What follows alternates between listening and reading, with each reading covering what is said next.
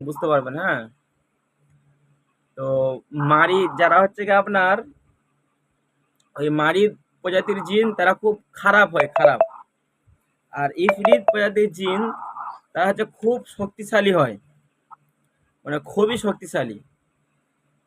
তাদেরকে তাদের ধরার প্রসেসিং বা তাদের কাজ করার প্রসেসিং আলাদা। কেন আপনি হয়তো সহজ ভাষায় বুঝতে পারবেন, আপনি যদি একটা বকরি বা ছাগলকে জবাই করতে যান, তো আপনার বেশি কিছু প্রয়োজন হয় না। দু একজন মিলে ধরলো, মানে তাকে জবাই করলো, হয়ে গেল।